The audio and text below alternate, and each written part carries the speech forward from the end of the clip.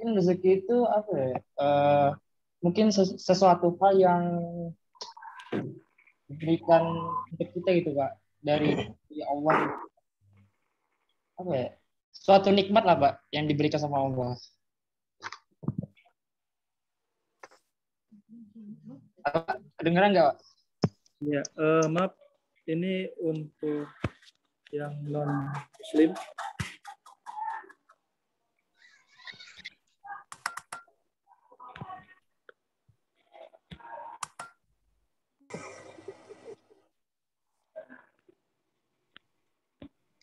Tunggu sebentar ya. Kejadian.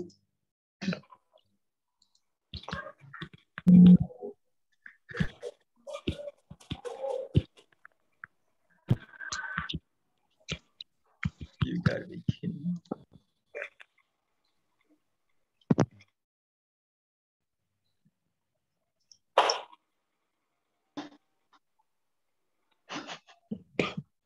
Ya, untuk yang non Muslim bisa hubungin ke Pak Agung.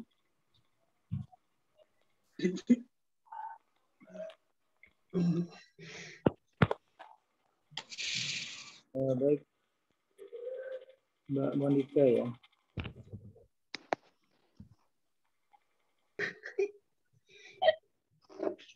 Bisa untuk lift untuk Mbak Monica. Iya, Pak. Saya bisa hubungi ke Pak Agung. Di Telegram, Pak. Kenapa? Di Telegram. Via chat. WA. Di Telegram. Kalau WA nggak punya, Pak. Adanya Telegram. Telegram aja, Telegram. Oke, terima kasih, Pak. Izin keluar, Pak. Ya, baik, Mbak Monica.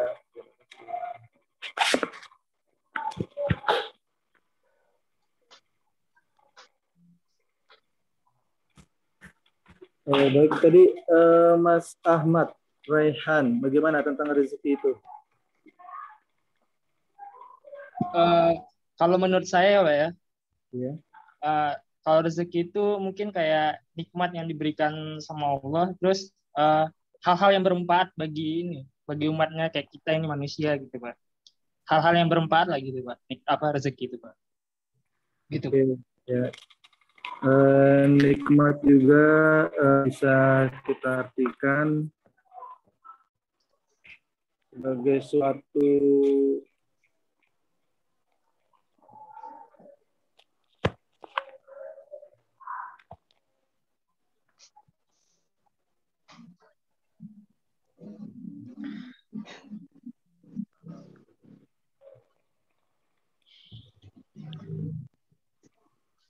ya loh. Sudah dengar saya? Dengar Pak, dengar. Ya Pak. Dengar enggak Pak? Jelas. Oke ya. Itu adalah salah satu ya yang dikatakan oleh Ahmad tadi, ya mungkin nikmat kesehatan, kemudian nikmat ya penglihatan, kemudian nikmat dan lain-lain. Itu adalah rezeki yang kita terima dari Allah Subhanahu wa taala. Ya, kemudian kita langsung saja ke share screen. Saya share screen untuk materi hari ini.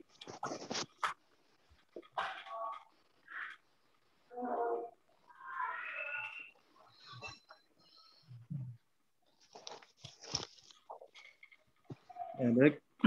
Untuk kompetensi yang akan kita capai ya. Yang pertama kita memahami dulu.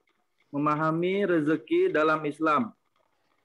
Ya, kemudian memahami makna halal dan haram. Bagaimana cara kita mendapatkannya. Nah, kemudian memahami cara mencari rezeki dalam Islam. Ya, kemudian memahami bahwa keharusan setiap muslim tidak hanya saja puasa, zakat, tapi juga mencari rezeki harus sesuai dengan syariah. Yang terakhir, memahami bahwa perilaku setiap muslim tidak boleh dipisahkan dengan Islam atau iman. seperti biasa, inilah aspek penilaian yang akan saya paparkan sekarang untuk UTS. Sekian tugas kelompok. Keaktifan mahasiswa ini ya cukup tinggi, akhlak, sikap, dan aktif.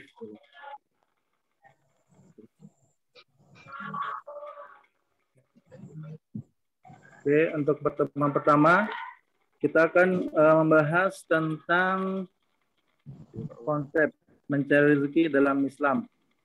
Ini adalah subbab ininya, pengertian rezeki, ya, kemudian perintah mencari rezeki, konsep mencari rezeki, ya, kemudian pengertian halal dan haram, yang terakhir hakikat level rezeki.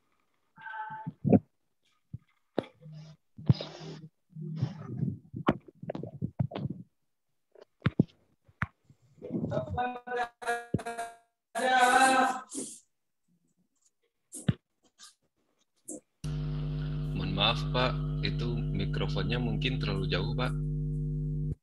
Iya, oke. Sudah? Sudah Pak.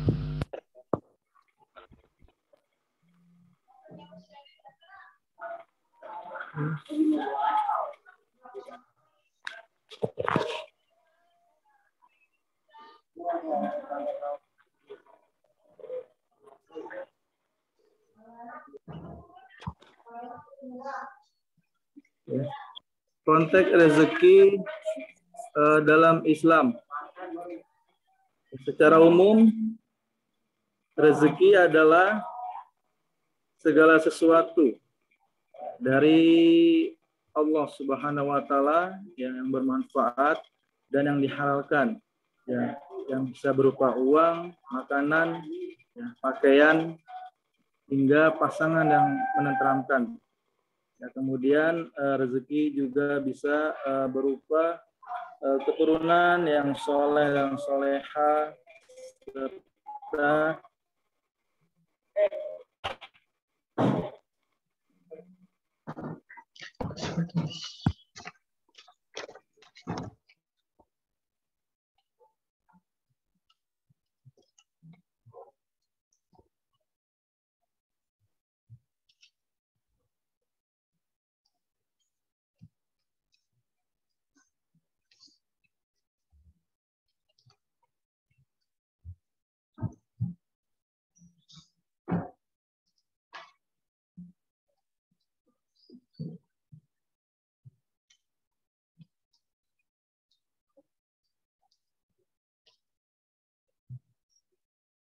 Kok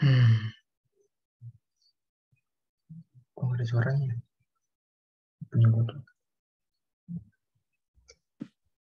Kok nggak ada suaranya ya guys? Oh iya, iya nggak ada suaranya. Kirain gua doang. Mungkin harus pindah operator ke Pro XL.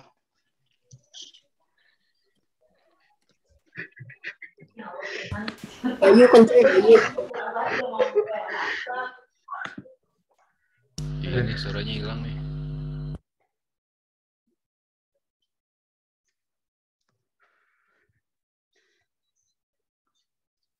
Bapaknya AFK ya? Bapaknya masih ada nggak di dalam Zoom? AFK nih, AFK nih. Kayaknya bapaknya keluar nah. Oh, mental bapaknya. Lagi Kalau dia ganti, parah. jangan ganti Lord Rehan aja. No. Oh, sebentar. Lord Parah. Lord Rehan pengganti pemadam. Ketawa mulu. Lord. Ganti ini dulu, ganti background. Bapaknya udah pakai ilmu menghilang ya. Backgroundnya parah.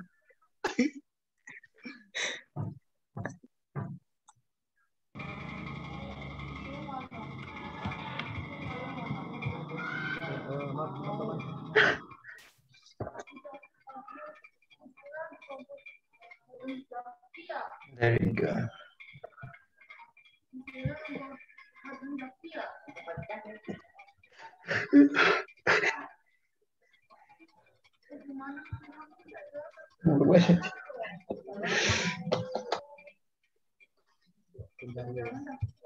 Backgroundnya jelas bener ya?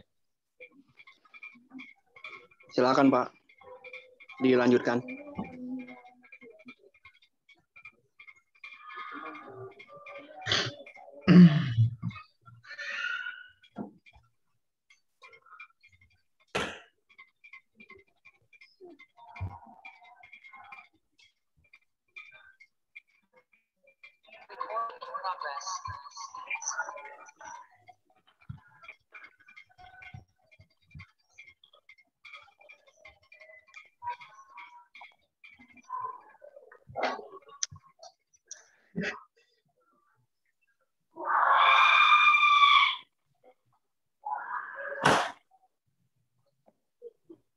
Tunggu sebentar ya.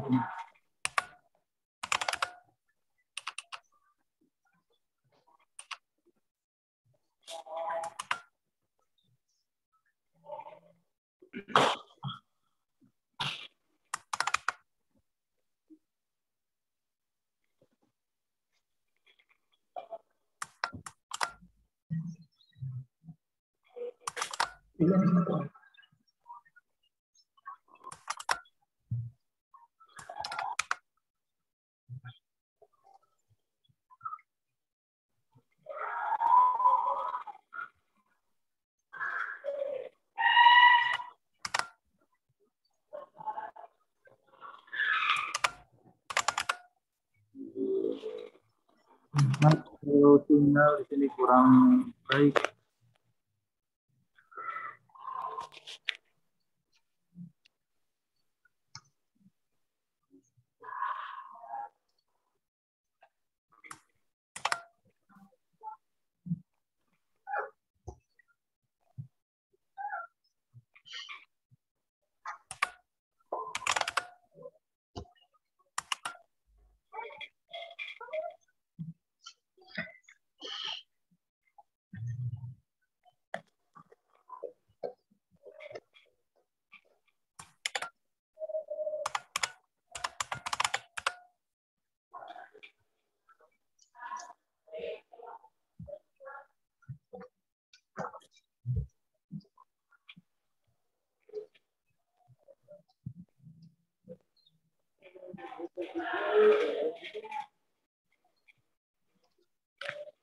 Bagaimana? Suara saya terdengar? Jelas, Pak. Jelas kok, Pak. Pak, jelas. Jelas, Pak. Jelas, Pak. Jelas. Oke, lanjut. Secara konteks rezeki dalam Islam ya. Untuk secara umum rezeki yang seperti di PowerPoint ya adalah segala sesuatu dari Allah yang dan yang halal. Ya, kemudian bisa berupa uang, makanan, ya, pakaian, hingga pasangan yang saling menenteramkan ya. Kemudian rezeki juga bisa berupa keturunan yang soleh dan solehah. Dari pengertian di atas dapat dikatakan bahwa rezeki merupakan sesuatu yang halal sehingga ketika ada seseorang yang mencuri, maka hasil curian itu bukanlah termasuk bagian dari rezeki kita. Ya. Seperti dalam surat Ar-Rum, mungkin kalian tahu artinya. Allah lah yang menciptakanmu, kemudian memberikanmu rezeki, kemudian mematikanmu, summa razaqakum, summa yumitukum, ya, summa yuhyikum. Ya, kemudian Allah lah yang menghidupkanmu kembali. Adakah di antara yang kamu sekutukan dengan Allah itu yang dapat berbuat sesuatu dari yang demikian itu? Maka sucilah dia dan maha tinggi dari apa yang mereka persekutukan. Meskipun kita tahu bahwa Allah Subhanahu wa Ta'ala adalah zat yang maha memberi rezeki. Dan rezeki itu tidak mungkin salah alamat. Tetapi bukan berarti kita layak untuk pasrah dan bermalas-malasan. Sudah selayaknya rezeki harus kita usahakan. Ijhad wala taksal wala takun arifan liman yatak panada matul ukmah liman yatakasab. Ya, bersungguh-sungguhlah dan jangan bermalas-malaslah. Ya, sesungguhnya penyesalan datang akan bagi orang-orang yang bermalas. Kemudian kalian juga pernah mendengar surat Al-Jumu'ah ayat 10. Artinya itu apabila telah ditunaikan sholat, ya, maka bertebarlah kamu bumi dan carilah karunia Allah dan ingatlah fadhkurullaha katsiran la'allakum tuflihun. Ya, dan ingatlah Allah banyak-banyak, ya, supaya kamu beruntung. Surat Al-Jumu'ah ayat 10. Wa idza qudiyatis shalat ya fantashiru fil ardi wa bataghu min fadlillah wa dzkurullaha katsiran la'allakum tuflihun. Ya, ini adalah surat untuk kita bertebarlah kamu di muka bumi dan carilah karunia Allah.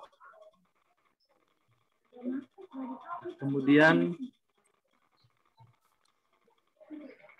oleh karena itu kita sebagai muslim yang yakin bahwa Allah Subhanahu wa taala kaya sudah sewajarnya bekerja keras untuk meraih rezeki dengan cara-cara yang baik. Selebihnya ketika kita sudah memperoleh rezeki yang kita cari, maka seharusnya kita memanfaatkan rezeki itu dengan sebaik-baiknya. Misalnya, dengan rezeki lebih yang kita dapat dari Allah, kemudian kita bagikan kepada orang-orang yang membutuhkan. Insya Allah akan menjadi amalan yang tidak pernah putus pahalanya meski kita sudah meninggal nanti. Dari Ibnu Abbas radhiyallahu bersabda, Rasulullah SAW bersabda, manusia yang paling dicintai Allah adalah mereka yang paling memberikan manfaat bagi manusia lainnya. Kemudian, adapun amalan yang paling dicintai oleh Allah adalah membuat muslim yang lain bahagia. Kemudian mengangkat kesusahannya dari orang lain, membayar utangnya, atau menghilangkan rasa laparnya. Ini adalah dari konteks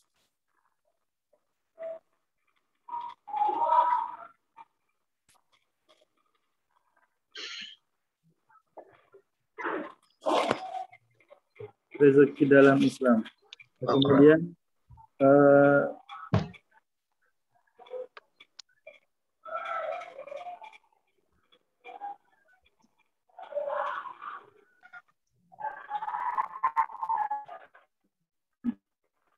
perintah mencari rizki. Bagaimana cara kita mencari rizki sesuai ajaran Islam? Yang pertama, berusaha dan bekerja. Yang seperti tadi saya jelaskan dalam surat Al-Jumu'ah ayat 10, Fantashiru fil ardi wadhkurullaha katsiran la'allakum tuflihun. Dino are sileo di mana? Dino ibi sileo mah. Mikrofon bocor. Mohon di mute.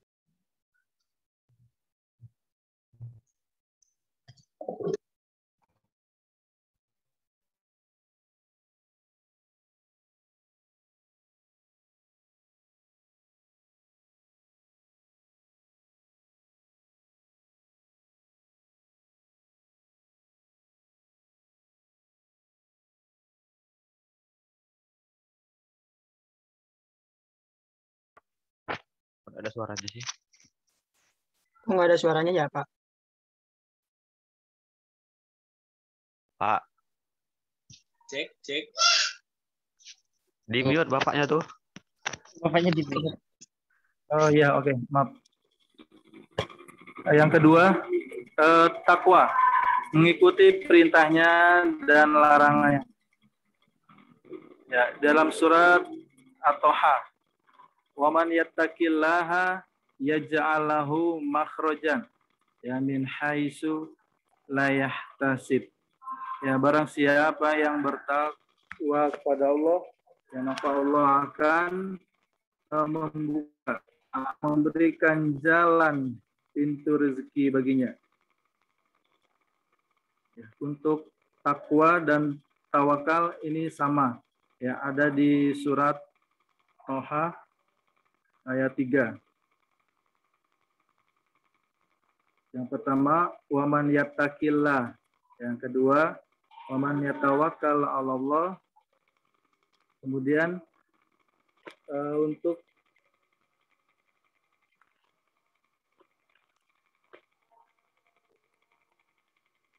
yang keempat ya, bersabar dan syukur. Ya, berinfak, sedekah, ya, kemudian zakat.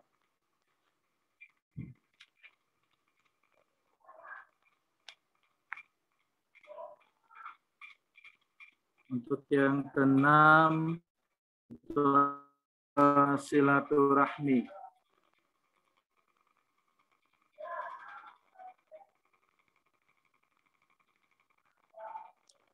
Dalam suatu hadis qudsi, ya, pernah kita dengar juga nih, ya, man ahabba ayu besatalahu fi rizkihi wa ayun sa'alahu fi asarihi falyasil rahimahu.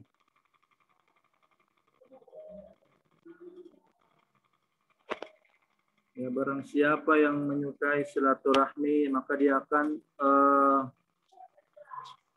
dipanjangkan umurnya.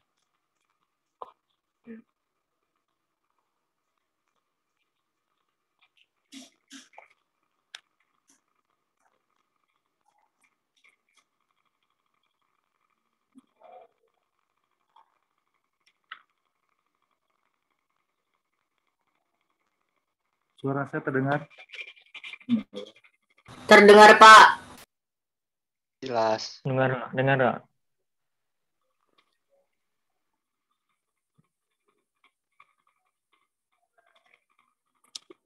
Oke, yang kemudian berdoa dan istighfar. Ya.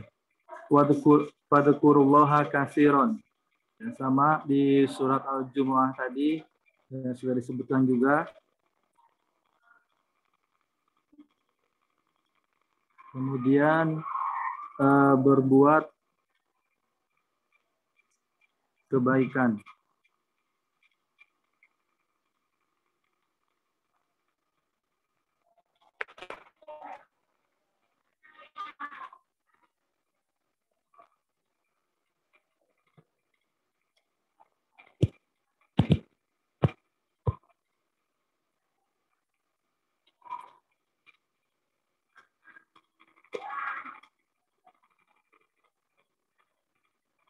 Yang ke-9 adalah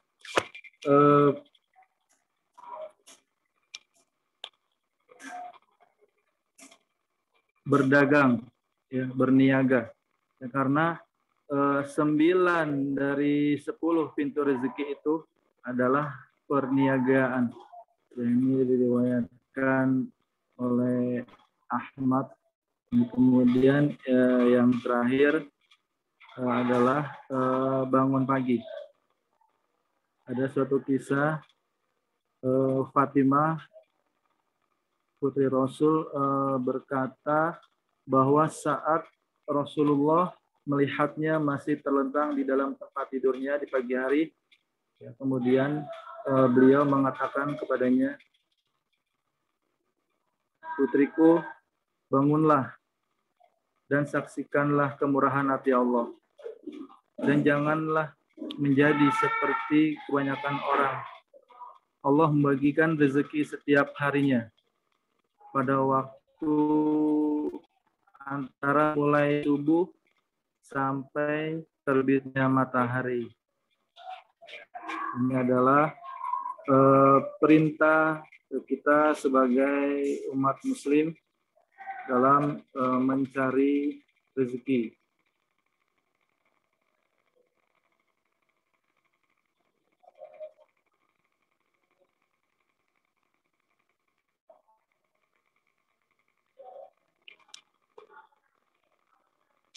Baik, di sini sebelumnya ada pertanyaan?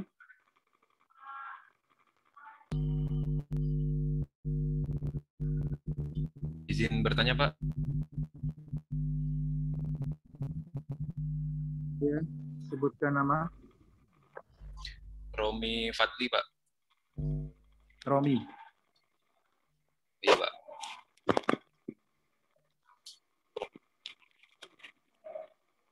Ya, silakan. Ya, berdasarkan surat Al-Jumu'ah tadi, kita diminta untuk bertebaran di muka bumi untuk mencari rezeki. Bagaimana misalnya kalau misalkan kita bekerja shift malam, Pak? Kemudian pertanyaan kedua, apakah pertemuan itu termasuk ke dalam rezeki, Pak? Terima kasih.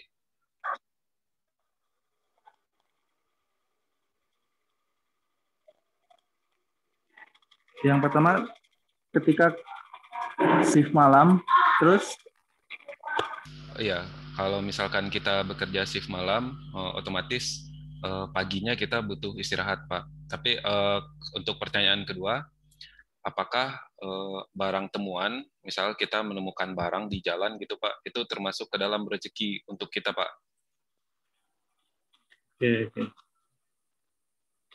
Ya, memang setiap profesi kita beda-beda ya. Ada yang bekerja di malam hari, ya, kemudian ada yang bekerja di pagi, siang, sore hari. Ya, untuk yang di malam hari, ya. Muncul, Pak.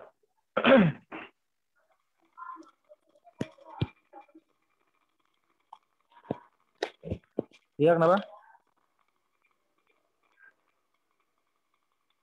Lanjut, Pak. Lanjut, Pak, lanjut. Lanjut. Ya, bagaimana cara kita untuk paginya istirahat? Iya. Betul, Pak.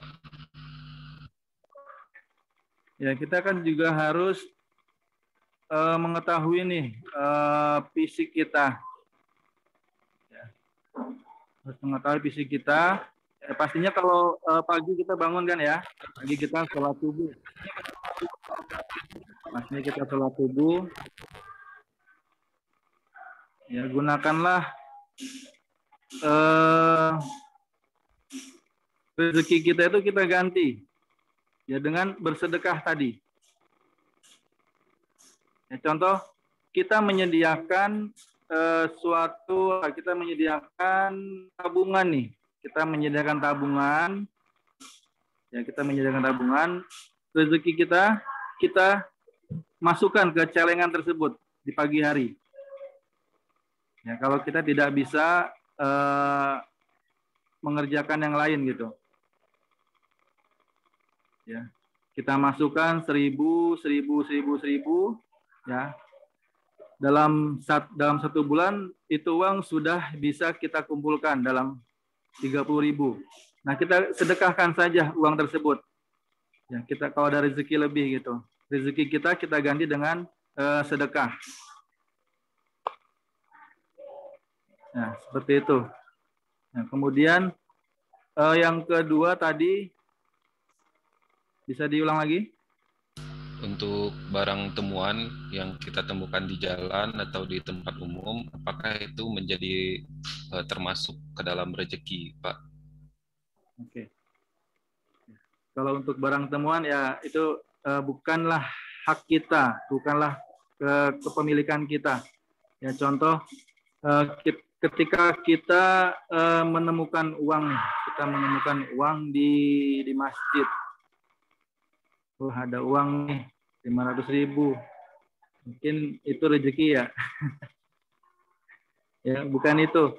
Ya kita berikan ke pengurus masjid tersebut.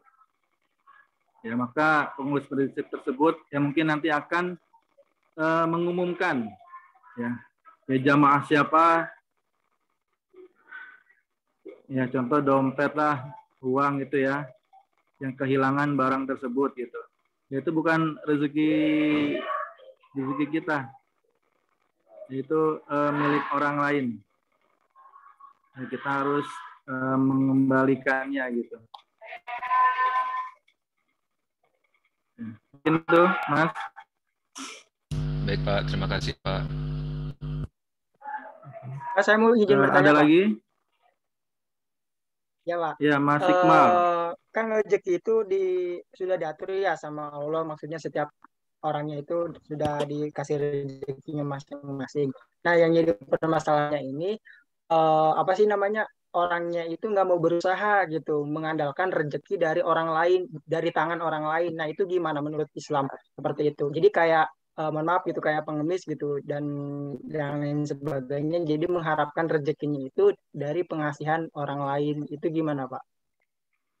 Mungkin itu nanti saya akan bahas di materi, Mas Iqbal. Bagaimana? Oke, siap. Oke ya, siap ya. Pak, ada lagi? Tanya, Pak.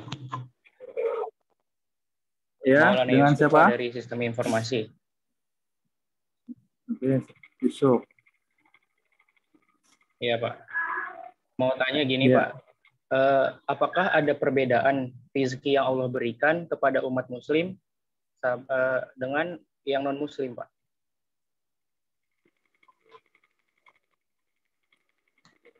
Itu juga kalau nanti akan dibahas ya di akhir nanti. Baik, Pak. Oke, ya, terima kasih ya, Mas. Dari Mas Oke, Pak, lanjut aja, Pak. Oke.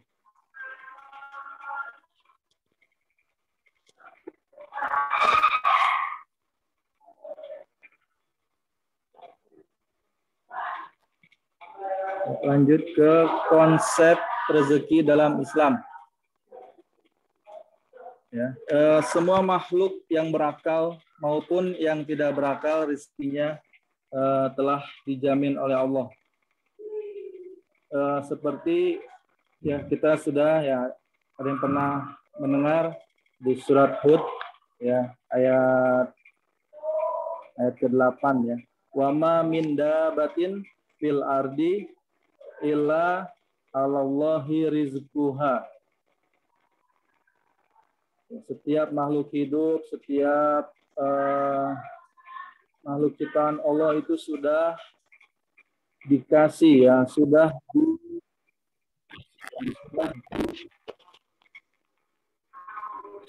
ditentukan ya, rezekinya.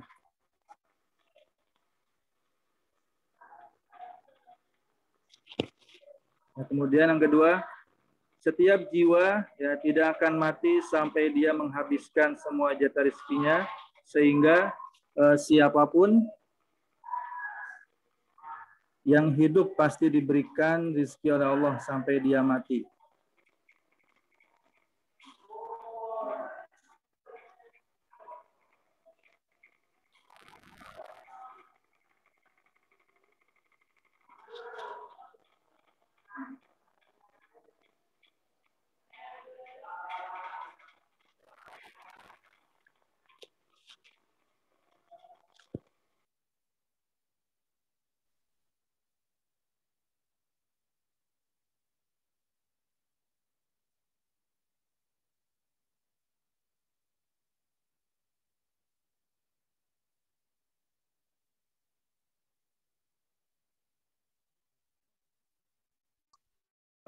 apa?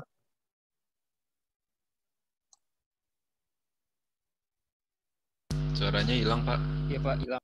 Itu di unmute, Pak.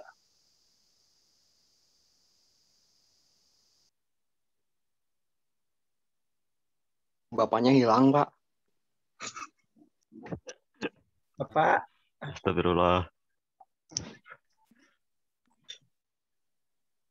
Cek, cek. Yup, masuk Pak. Pak.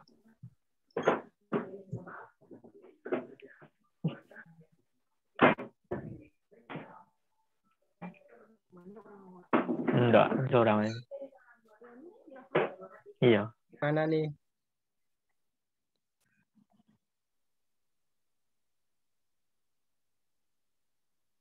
Rehan, Bapak fitnya dipakai lah. Background. Awan Jinton.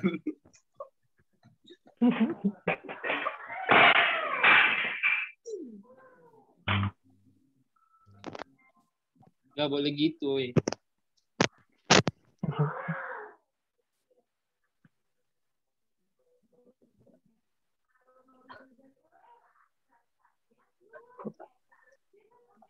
Rehan, tanya lah tahan. Rehan nggak di background. ayo, ditunggu loh. Astagfirullahaladzim. Lanjutin Pak Sahrul, jelasin.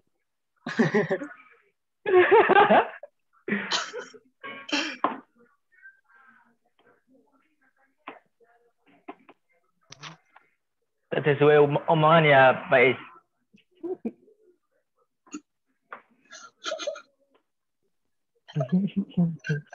Backgroundnya parah.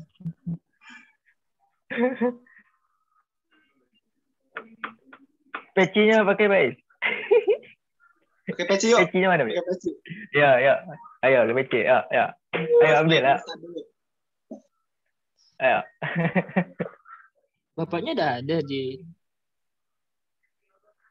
Bapaknya hilang lagi. Mentol. Disconnect bapaknya. Yuk, pulang yuk. Iya.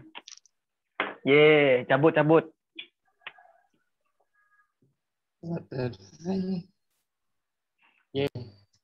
Masih sejam. Jaringan bapaknya hilang. Lanjutin Pak. Mas Sahrul. Asisten dosen silakan ke depan. Bagaimana kabarnya?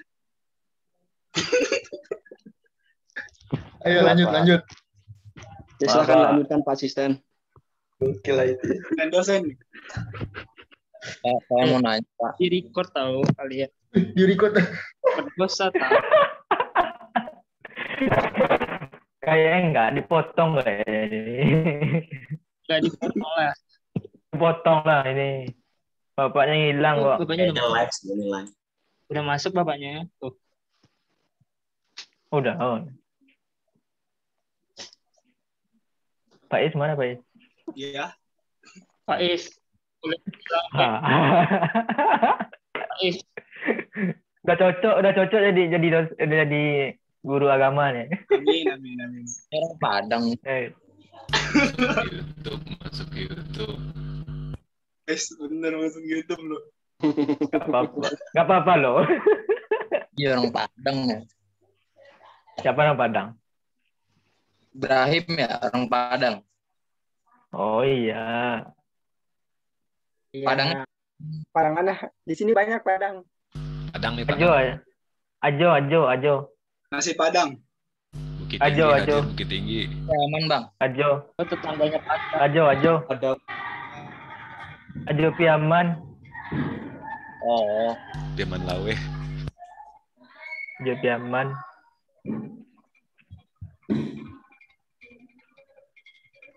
Jurusannya Bang? TI Bang. TI. CIF. Teman-teman, maaf nih sinyal.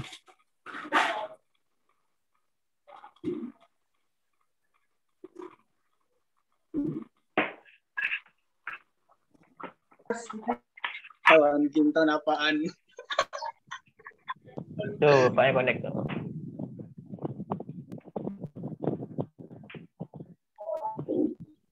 Ya, lanjut.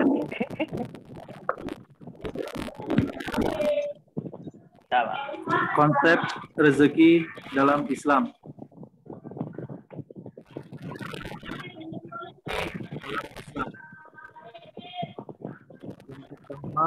Semua maupun yang tidak berasal rezekinya telah dijamin oleh Allah.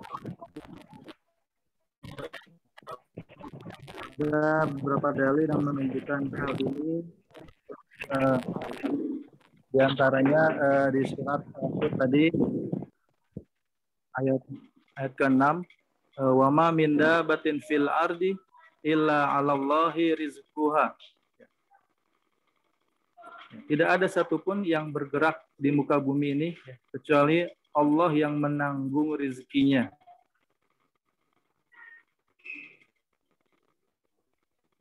Jadi entah itu ajal, rezeki, ya, dan jodoh, semua itu sudah diatur oleh Allah Subhanahu wa Ta'ala. Kemudian yang kedua itu adalah setiap jiwa yang tidak akan mati sampai dia menghabiskan semua jatah rezekinya. Sehingga siapapun yang hidup pasti diberi jatah rezeki oleh Allah Subhanahu wa Ta'ala.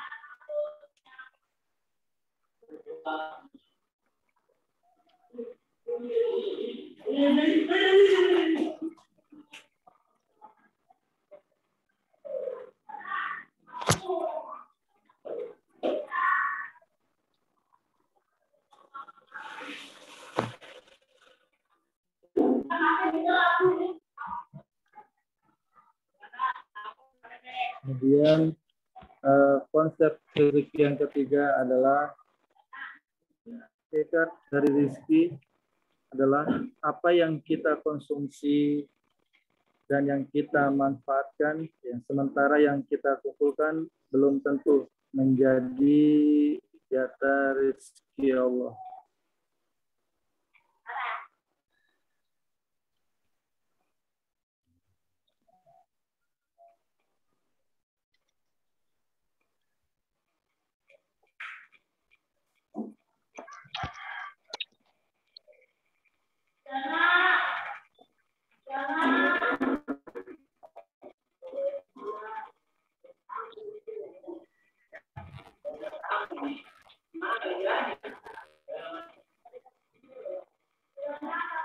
Lanjut ke pengertian halal dan haramnya. Pengertian makanan dan minuman yang halal. Ini meliputi halal secara zatnya, kemudian halal secara proses, kemudian ada halal secara memperolehnya, kemudian minuman yang tidak halal.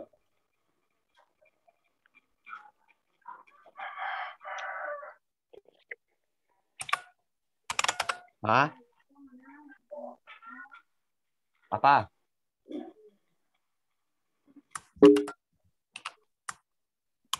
Apanya? Orang di situ mah.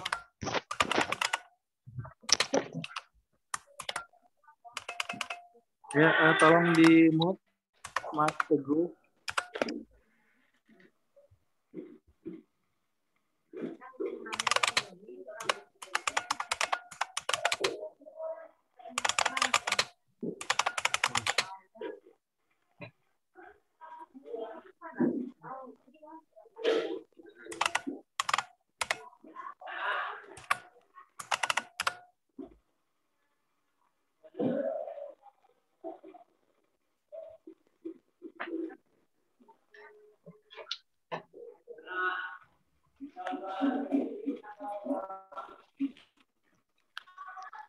Suara saya terdengar teman-teman?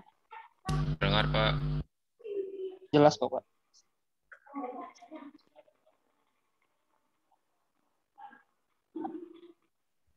Ini di saya gambar pentung misalnya.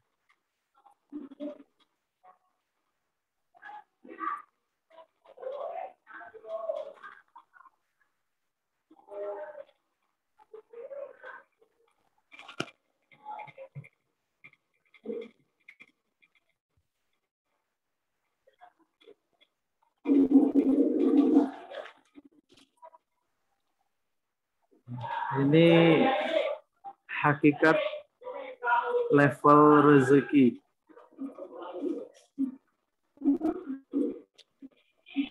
Mungkin bisa menjawab tadi dengan Mas Hikmal dan Mas Yusuf ya. Jadi Al-Quran memberikan kunci suksesnya.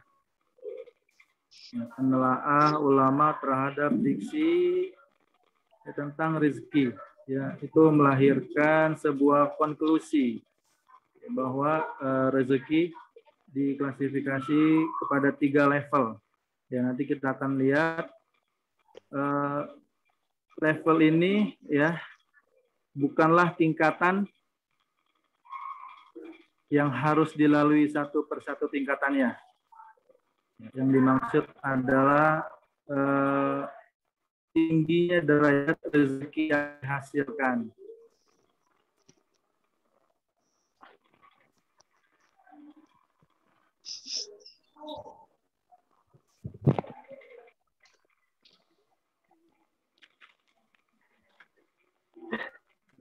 Karena ada level pertama ya adalah rezeki universal.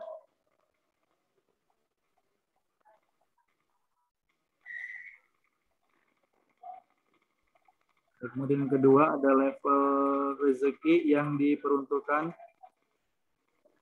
orang beriman. Ya, kemudian yang ketiga ada level yang rezeki yang dikhususkan bagi orang-orang yang beriman bagi takwa.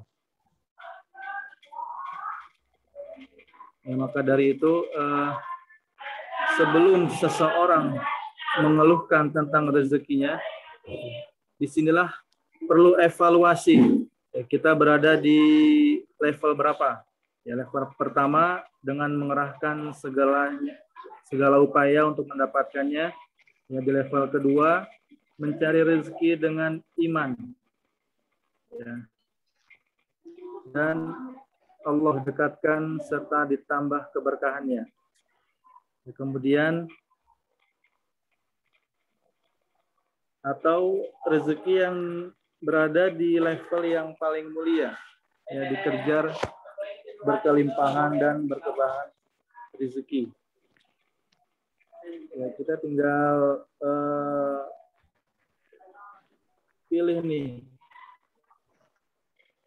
level berapakah yang kita dapat gitu, ataukah di level 2 ataupun di level pertama ataupun ketiga.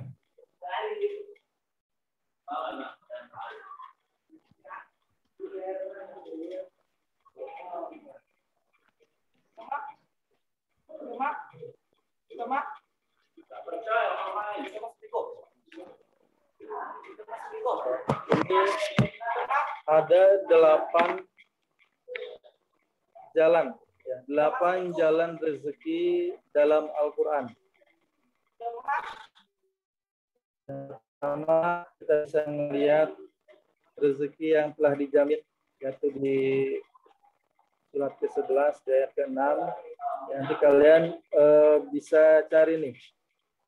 Ya nanti ya, ini bukan tugas sih ya, latihan. Nanti kalian tulis surat apa dan ayat berapa, kemudian di dalam terkandung rezeki apa. Pak, maaf tadi soalnya apa Pak buat tugas? Suara Bapak hilang-hilangan. Oke. Jadi di sana ada dalam 8 jalan rezeki dalam Al-Quran. Ya, ini untuk latihan kalian untuk menulis. Ada kalian nanti bisa mencari di Al-Quran rezeki karena anak, kemudian rezeki tak terduga, ya, rezeki yang telah dijamin, kemudian rezeki karena mereka, rezeki karena usaha, rezeki karena sedekah, dan terakhir ada rezeki karena bersyukur. Ya, ini adalah 8 jalan rezeki dalam Al-Quran. Ya, nanti kalian bisa tulis Arab dan Latinnya. Pak, maaf Pak, tugasnya maksudnya di gimana ya? Belum paham. Kalian mencari di Al-Quran. Ya, contoh rezeki yang telah dijamin itu QS. Quran surat ke-11 ayat ke-6.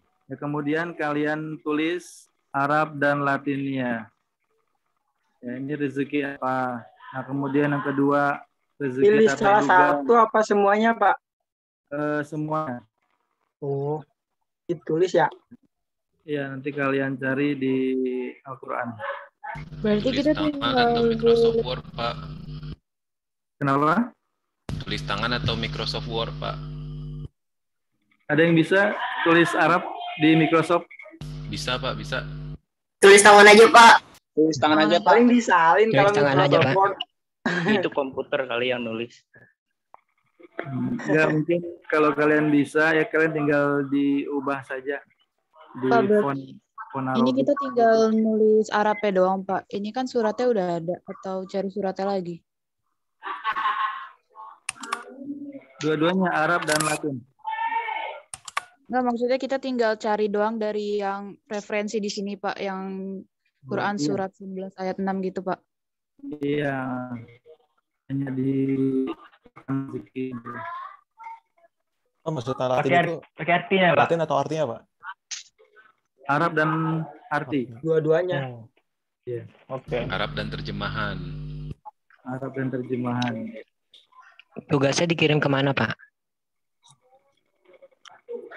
Ya, nanti Bapak infokan kembali.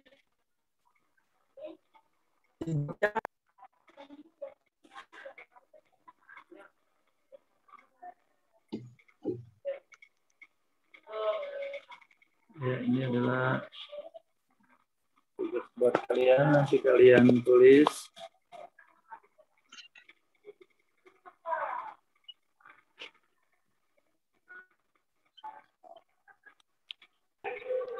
Baik.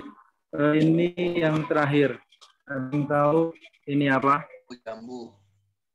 Jambu. Buah. Jambu. Buah-buahan. Jambu. Hijau.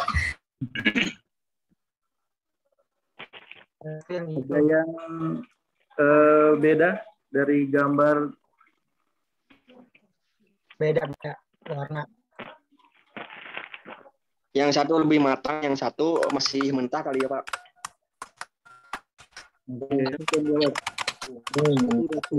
Itu beda takdir. Yang satu kuning, yang satu hijau. Sama-sama matang tapinya. Sama jambu lah yang penting. Sama jambunya beda, proses matangnya beda. Oke, ya.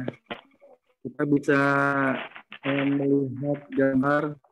Ya, di sana ada jambu. Yang hijau ini tidak matang. Yang kuning ini sudah Saya makan matang. kerupuk.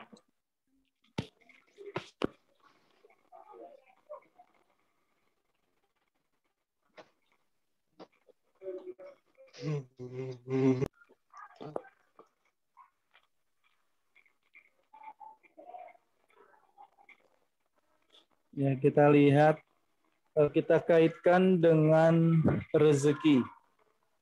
jambu ini tumbuh bersama di batang yang sama, ya, tapi matangnya berbeda. Jangan membandingkan proses, ya, jangan membandingkan dengan proses orang lain, karena setiap orang memiliki prosesnya masing-masing, ya, dan dimatangkan dengan bentuk berbeda-beda. Mungkin kalau kalian memakan yang hijau, dia akan keras. Walaupun si jambu ini tumbuhnya bersamaan, tapi prosesnya itu yang berbeda. Ya, begitu juga rezeki. Ya. Rezeki itu jika rezeki itu kita ukur dari kerja keras, ya, maka kuli bangunanlah yang akan cepat kaya. Betul nggak nih? Betul. Betul, Pak. Ya, betul. Nah, ketika kita bangun rumah, ditargetkan oleh kuli bangunan 2 minggu selesai, maka kuli bangunan tersebut akan mencari proyek lain. Ya, maka jangan diukur dari kerja keras. Nah, kemudian rezeki itu, ya, jika rezeki itu ditentukan oleh waktu kerja, maka warung kopi yang 24 jam itu pinggir jalan, dia akan lebih mendapatkan penghasilannya. Ya, bahkan lebih banyak penghasilannya daripada restoran-restoran ya seperti KFC, Starbucks. Ya, betul gak nih? Betul, Pak. Betul, Pak. Betul. Oke, kemudian jika rezeki itu milik orang pintar, maka dosen, guru, profesor yang bergelar panjang yang akan lebih kaya. Ya, betul? Betul, Pak. Kemudian rezeki itu bukan karena jabatan.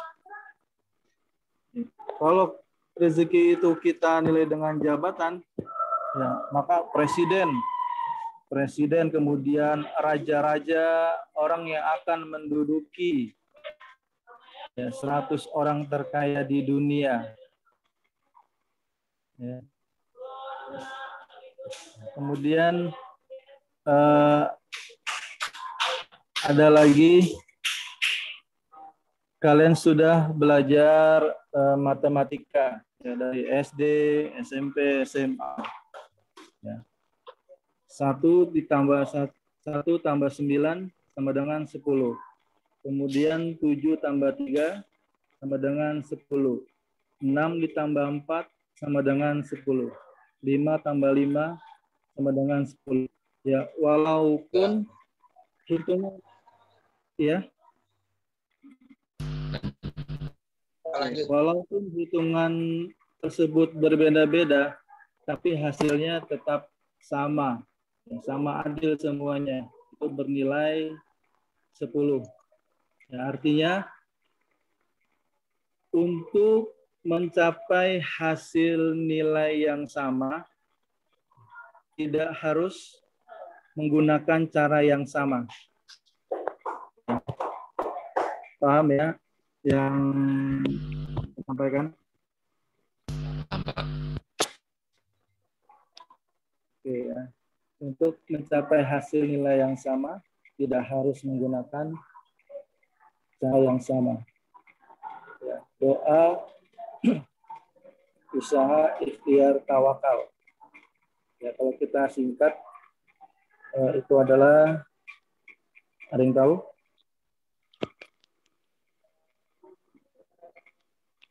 Doa, usaha, ikhtiar, tawakal. Kalau kita singkat, Duit, Pak.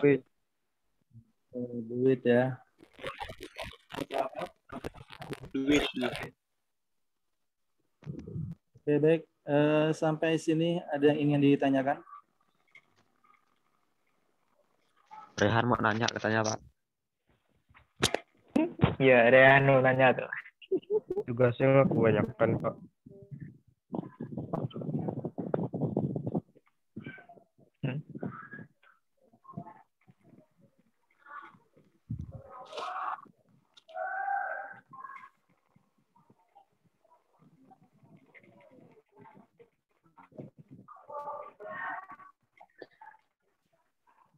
Oke, di samping itu kita break dulu ya.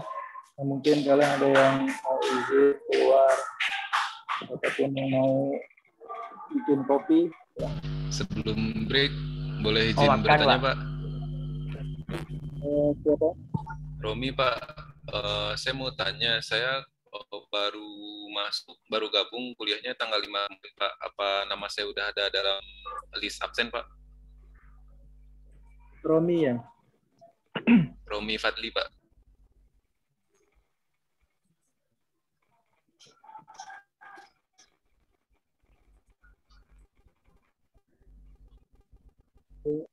Nanti saya cek. Informatika, Pak. Benar, Pak.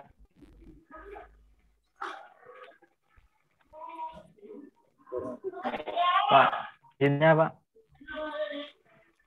Oke.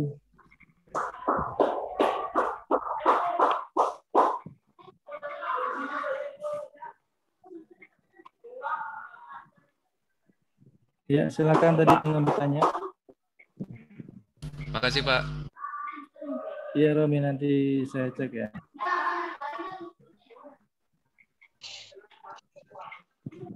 Pak, izinnya, Pak. Iya, Mas Kelvin ya. Ibrahim, Pak, dari IF, Pak.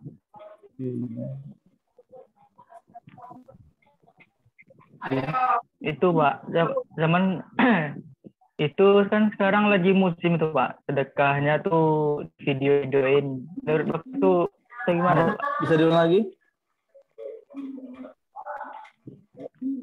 Zaman sekarang kan sedekahnya diliatin-liatin, dijadiin video gitu, Pak. Menurut Bapak itu sah nggak, Pak? Apa, Mas? Aduh, maaf nih, ada murid saya.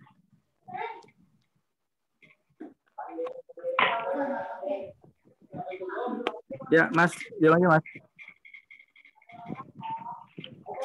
Jadi gini, Pak. Zaman sekarang kan semakin canggih nih, Pak. Nah, kan sekarang tuh lagi musim tuh sedekahnya tuh diliatin ke orang-orang gitu, Pak. Di-share videonya gitu. Menurut Bapak tuh sah atau gimana, Pak? Apanya di... Kan ada yang bilang tuh bagi-bagian rezekinya tuh, Pak. Kayak bagi-bagi uang gitu, Pak. Dijadiin konten. Di videoin. Dijadiin konten. Izin menjawab, Pak. Kan ada sebagian yang ria bilangnya, Pak. Izin menjawab, Pak. Ya, boleh, Pak. Ya, saya Romi, Pak. Izin menjawab pertanyaan teman saya yang tadi, Pak. Ya. Kalau menurut saya, sedekah itu kalau divideokan atau tidak divideokan, itu sebenarnya tidak menjadi konteks masalahnya, Pak. Yang menjadi konteksnya adalah apa yang ada di dalam hati orang yang sedang bersedekah tersebut. Kalau di dalam hatinya membuat video itu untuk dipamerkan, nah itu jatuhnya ke ria gitu. Tapi kalau apa yang ada di dalam hatinya itu untuk memotivasi orang lain agar ikut bersedekah juga atau untuk transparansi misalnya, nah itu tidak menjadi kategori ria. Jadi ria itu setipis apa yang ada di dalam hatinya ketika merekam video perbuatan baiknya itu, bukan dia memperlihatkan atau tidak memperlihatkan, tapi apa yang ada di dalam hatinya. Karena kalau misalkan kita berbuat baik tidak boleh sama sekali diketahui orang, tentunya kita tidak bisa bersedekah di tempat umum, karena di tempat umum pasti sudah ada CCTV gitu, Pak. Menurut saya gitu, Pak. Oke, terima kasih ya.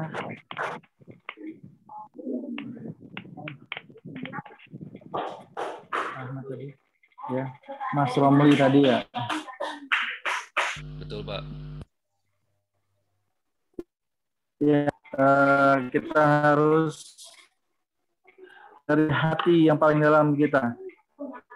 Bagaimana cara kita menyikapi itu semua. Ya. Mungkin kalau dengan wah ini demi konten nih, nah itu kan udah sangat ria kan ya, Bu. Oke, Mas Ibrahim sudah jelas? Jelas, Pak. Jelas, Pak.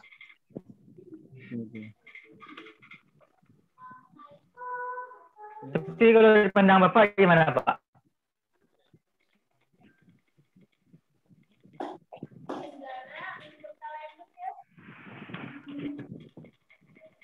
Iya, loh. Kenapa, Mas? Kalau dari Bapak sendiri gimana, Pak? Ya, kalau menurut Bapak, itu selagi kita memberi dengan ikhlas, kemudian tidak ada bertujuan untuk konten-konten ataupun ria, ya itu boleh selagi pokoknya semua itu tergantung dengan hati kita, hati nurani kita. Siap. Mungkin ada lagi? Saya mau tanya, Pak. Tanya, Pak. Siapa? Sebutkan nama. Yang pin saya Pak Wahyu. Oh. Siapa dulu?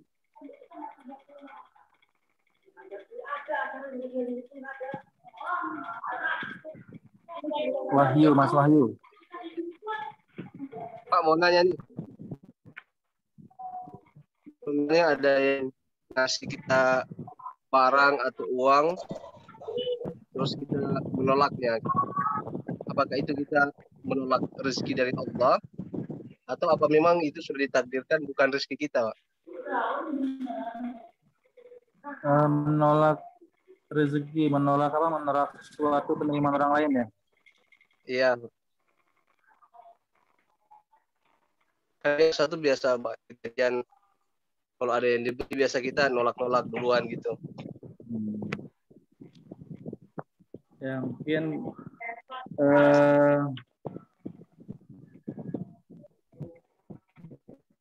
kita juga harus tahu ya apa yang harus kita terima dan apa yang harus kita tidak terima ya.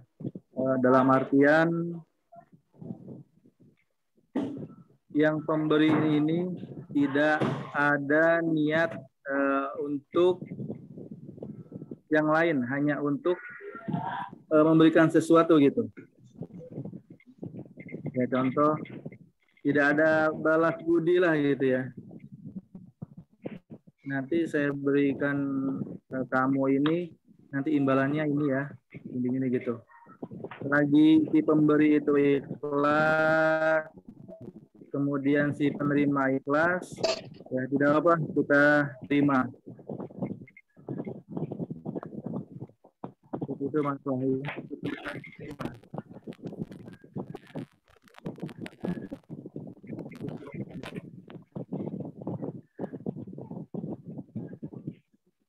Sudah jelas Mas Wahyu?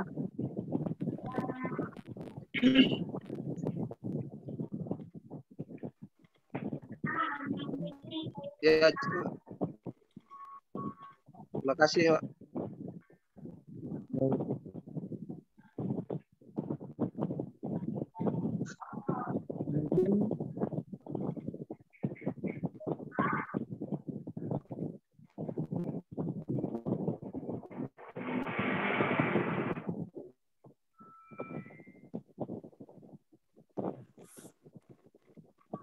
Mungkin ada yang lain atau tanya jawab dengan sama kalian?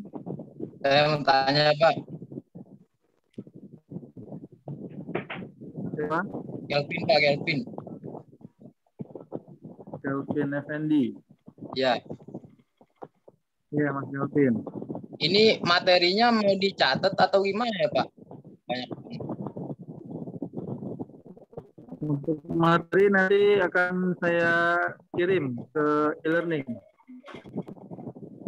Nggak lewat grup atau learning. Kenapa? Enggak Telegram atau WhatsApp. E-learning misalnya. Saya akan share ke e-learning. Oh gitu ya. Ya, untuk materi yang pertama dan kedua nanti akan saya kirim.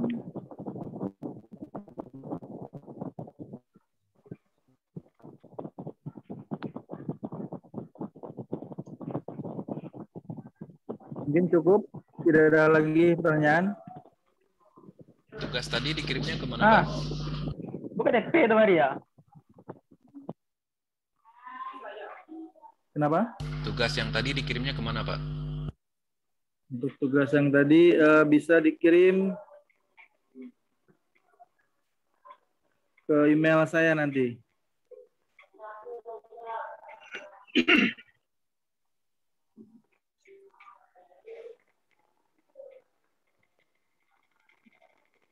Ya, bentar. Saya hapus dulu.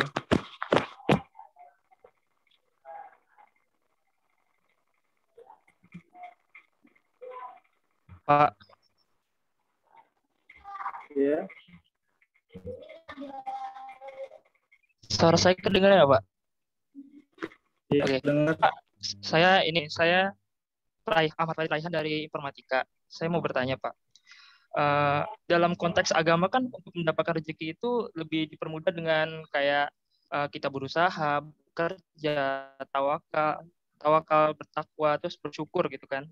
Nah, tapi nyatanya Pak, di dunia nyata konteksnya itu malah orang yang mungkin contoh Pak ya, dalam tanda kutip kayak jual diri atau jual narkoba, hal-hal haram, itu malah lebih dipermudah Pak. Gimana menurut Bapak itu Pak?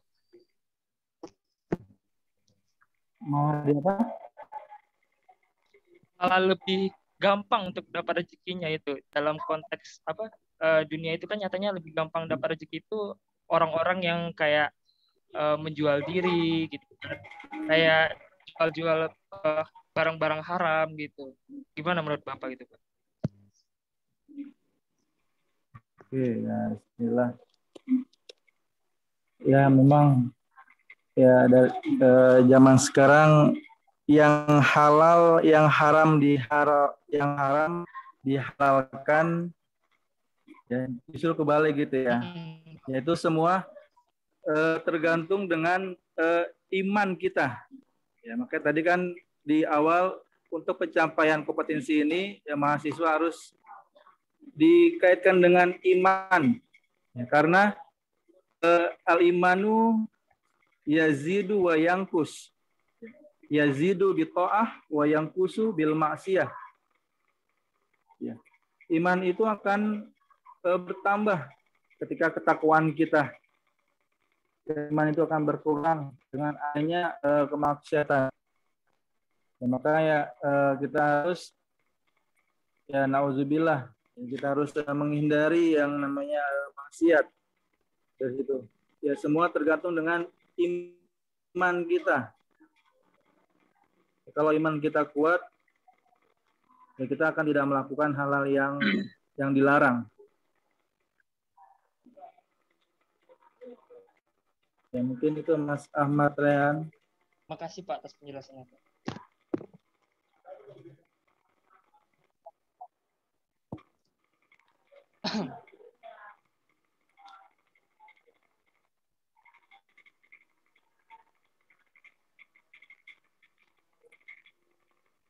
Ya. Ada lagi?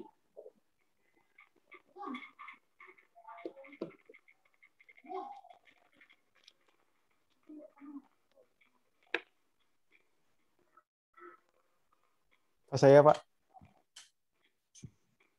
Pak. Iya. Dengaran Pak? Iya terdengar. Itu Pak, saya cuma pengen minta pendapat. Menurut Bapak, buku Maulid Nabi itu apa Pak? Soalnya kan Maulid ini kalau kita lihat sejarahnya, dia itu munculnya di Syiah, Pak, dari Syiah, yang sudah dicap kafir oleh ulama-ulama.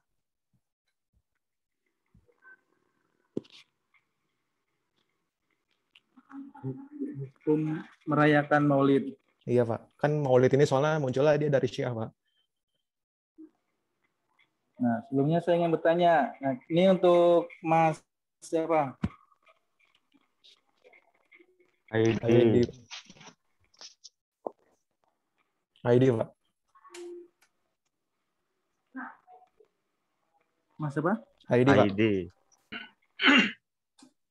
Oke, Mas Haidi. Mas Haidi ini kenapa bilang kalau Maulid ini ataupun tadi yang Syiah ataupun lain-lainnya dari mana? Ya, saya baca sejarah, Pak, di YouTube. Dan kemarin Ketua NU sendiri yang ngomong, Pak, kalau saya dapat videonya itu.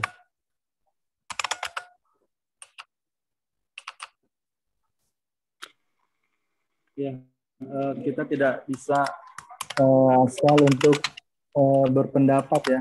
Memang orang berpendapat pasti juga ada dalil ataupun sumber ya yang harus dikatakannya. Ya. Yang bilang Maulid ini bla bla bla bla, Maulid ini bla bla bla bla. Ya, kalau pendapat ya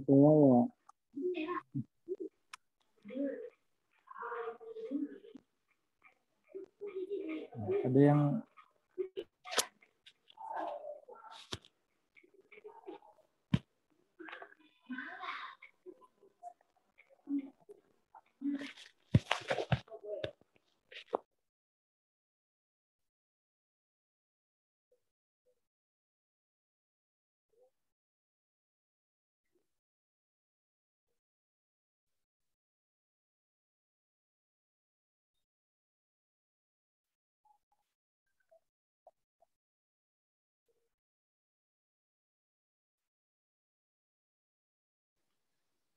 Hilang lagi ya? Kayaknya sih ya. Di mute tuh kayaknya. Itu suaranya ke mute. Pak. Pak, suaranya ke mute, Pak. Ya, halo. Sudah?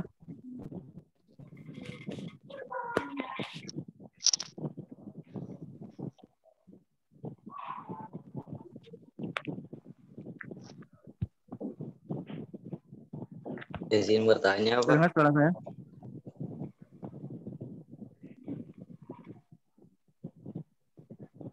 Dengaran, Pak. Ya, mungkin teman-teman ada yang bisa menjawab. Ya, sudah dijawab itu. Coba Mbak Haba ya, Mbak Haba Kiesta.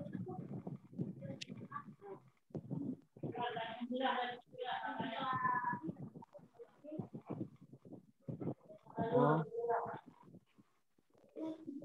Ayo Mas Haba, maaf. Iya, Pak. Bisa menjawab. Iya, dari sejarahnya Maulid itu diadakan oleh Salahuddin Al-Ayyubi, Pak. Kaitannya dengan Syiah. Cuman kebetulan memang pada saat itu ada salah satu mazhab yang Syiah itu, punya kerajaan Syiah itu yang bernama Fatimiyah, Pak.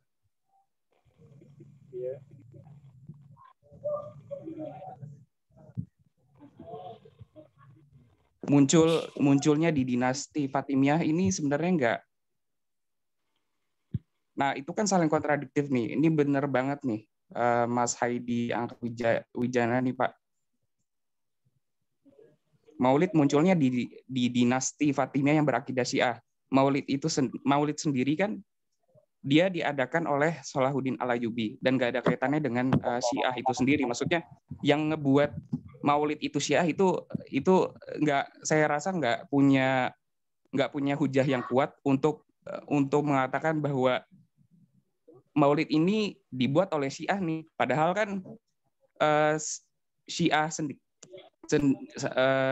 memang pada saat itu di zamannya Salahuddin Al-Ayyubi itu ada kerajaan yang ada sebuah kerajaan, bisa dibilang kerajaan yang dinamakan dengan dinasti Fatimiyah, Pak. Nah, dinasti Fatimiyah itu berakidah Islam Syiah gitu, tapi nggak ada kaitannya antara Maulid dengan Syiah itu sendiri, Pak. Gitu. Tidak ada kaitannya. Kalau muncul di zaman pada saat itu kebetulan sama, ya bisa aja, tapi bukan dicetuskan oleh bukan menjadi hujah bahwa Maulid ini adalah bagian dari Syiah. Nggak ada kaitannya sama sekali, nggak ada kaitannya sama sekali, Pak. Ya, jadi tidak ada dikaitkan dengan Syiah Maulid ini.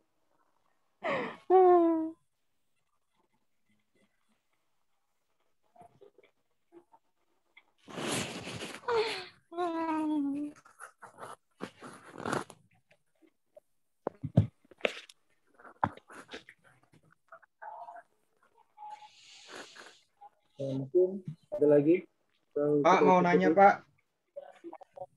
Kan tadi tuh di tugas yang itu yang di PPT Bapak itu kan yang rezeki tak terduga itu kan Quran surat 65 ayat 2. Tapi di sini yang saya lihat dari terjemahannya yang merupakan rezeki yang tak terduga itu ayat yang ketiga, Pak.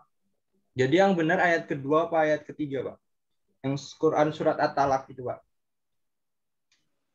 Nah, untuk yang kedua itu kan takwa ya. Yang ketiga tawakal. Wa man yattaqillah.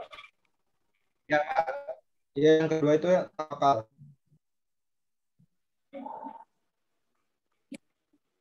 Jadi yang benar yang mana, Pak? Yang ayat kedua apa ayat ketiga?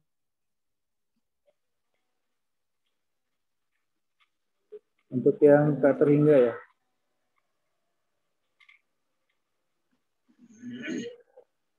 Pada dasarnya sih ayat 2 itu takwa dan tawakal.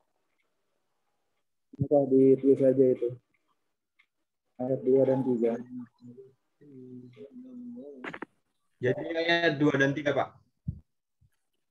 Iya. Rezeki tak terduga. Kasih. Dengan takwa dan bertawakal.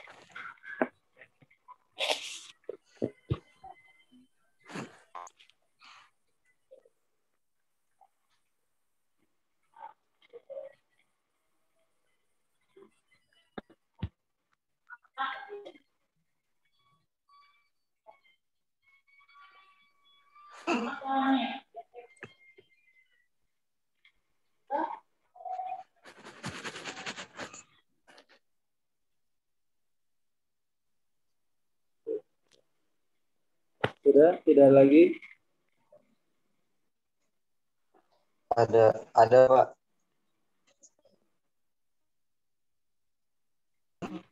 Izin bertanya, Pak. Tidak ada. Izin bertanya, Pak. Siapa? Saya, Pak Sandy. Saya, Pak Sandy. Iya, Pak. Saya, Pak Sandy. Mau nanya, Pak.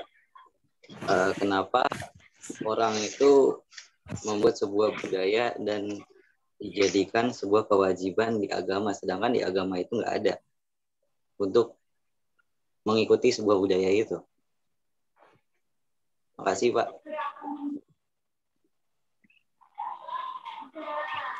Mengikuti sebuah budaya? Iya, Pak. Jadi kayak misalkan suatu contoh yang tadi kayak Maulid itu kan sebenarnya budaya ya, Pak. Mengikuti Maulid itu terserah mereka gitu. Terus ada beberapa banyak referensi lain. Jadi kayak seolah-olah budaya ini tuh agama yang nyuruh gitu. Kalau di di agamanya sendiri tuh nggak ada untuk diperintahkan untuk melakukan itu. Bisa dibilang mengada-ngada hal yang nggak ada gitu.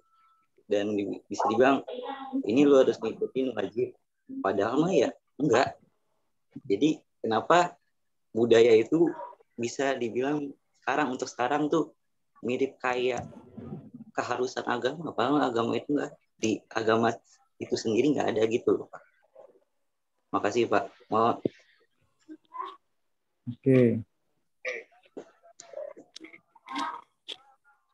Ini ngebahas tentang maulid ya.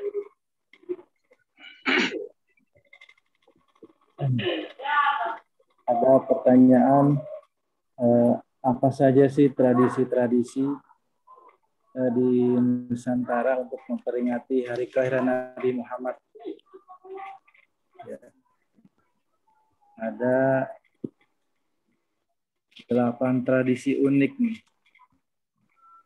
Ada 8 tradisi unik yang saya tahu ya. Itu seperti ya mauludan, tradisi maulud. Nah, ini biasa dikerjakan di warga Pulau Madura.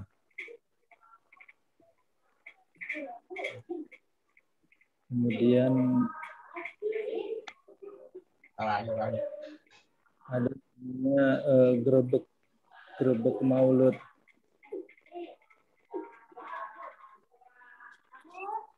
Untuk pertanyaan kita ini.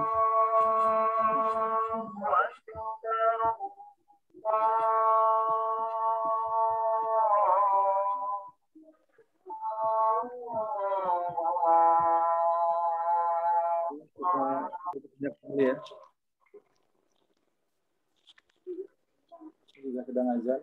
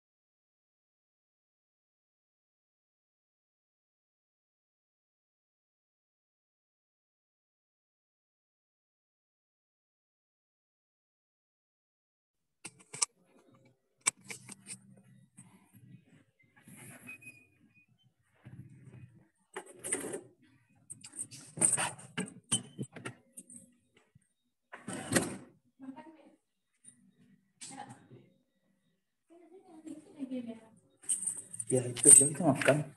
Oh, jalan.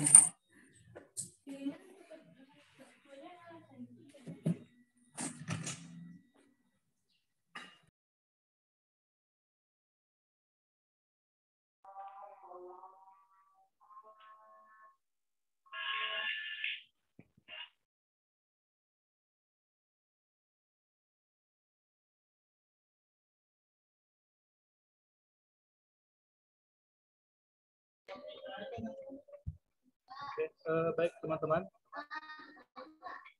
Ini untuk mengenai diskusi Maulid mungkin butuh waktu yang sangat panjang buat kalian yang kita berbagi. Kita diskusikan lagi nanti ya. Mungkin kalau kita lanjut, ini waktu juga sudah ini ya, udah waktu zuhur.